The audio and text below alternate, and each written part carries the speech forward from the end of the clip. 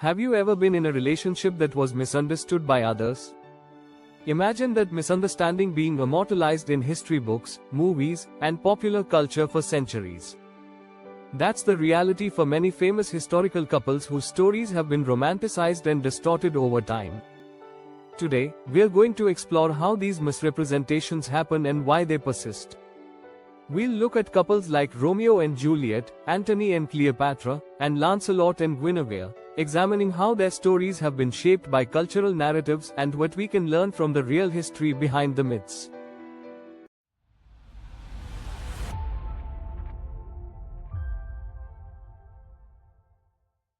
Picture this: a sultry Egyptian night, the Nile glistening under a full moon, and two figures locked in a passionate embrace. It's the stuff of Hollywood blockbusters, right? But what if I told you that the legendary romance between Cleopatra and Mark Antony was less about star-crossed lovers and more about star-crossed empire? Let's dive into the political chess game that shaped the ancient world and uncover the truth behind this famous power couple. When Cleopatra and Mark Antony first met in 41 BCE, the world was a powder keg waiting to explode.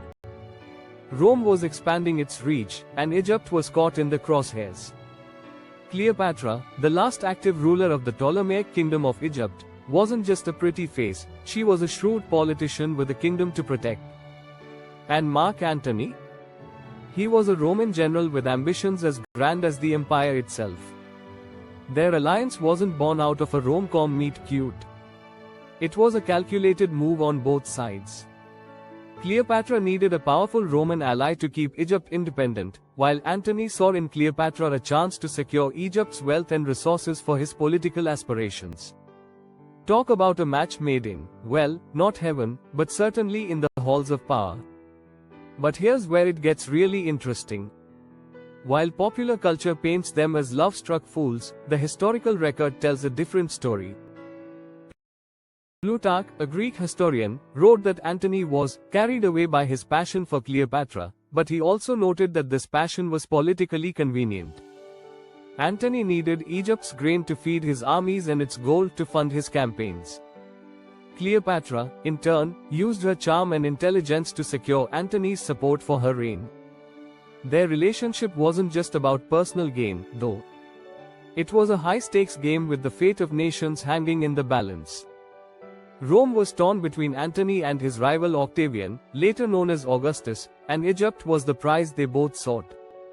Cleopatra and Antony's alliance was a direct challenge to Octavian's power, setting the stage for a conflict that would reshape the ancient world.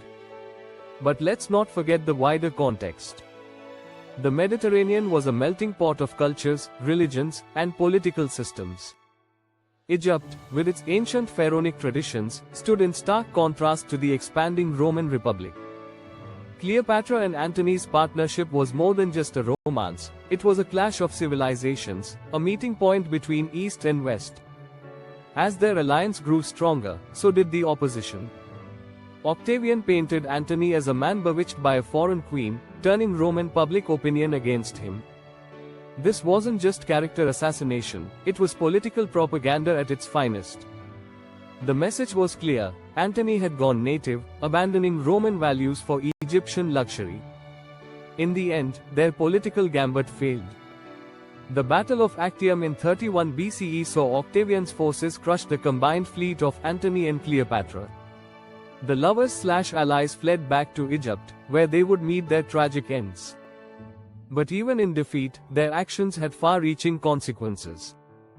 Octavian's victory marked the end of the Roman Republic and the birth of the Roman Empire. Back in Egypt after their devastating defeat at the Battle of Actium, Antony and Cleopatra were cornered, their hopes of reclaiming power dwindling. Faced with Octavian's relentless pursuit, Antony received false news that Cleopatra had taken her own life. Distraught and unable to envision a future without her, he fell on his sword. Though mortally wounded, Antony was brought to Cleopatra, where he died in her arms, a scene that would later be immortalized in countless works of art and literature. Cleopatra, realizing the inevitability of her capture and the humiliation she would face as a trophy in Octavian's triumph, chose to end her own life. According to legend, she allowed an asp, a venomous snake, to bite her, though the exact method of her death remains a subject of historical debate. With her death, the Ptolemaic dynasty came to an end, and Egypt was absorbed into the Roman Empire. And so concludes the first part of our exploration of misunderstood historical romances. But Cleopatra and Antony's story is just the beginning. In the next episode, we'll uncover how other famous couples, from Romeo and Juliet to Lancelot and Guinevere, have been shaped by myth, cultural narratives, and historical bias. Stay tuned as we continue to unravel the truth behind the tales that have defined history and captivated imaginations for centuries. This is only the beginning of our journey into love, power, and the legends that outlive us all. If you enjoyed this dive into history, make sure to like this video and subscribe to the channel so you won't miss the next part of this series. Don't forget to hit the notification bell to stay updated on our latest content. Your support helps us bring more fascinating stories to life.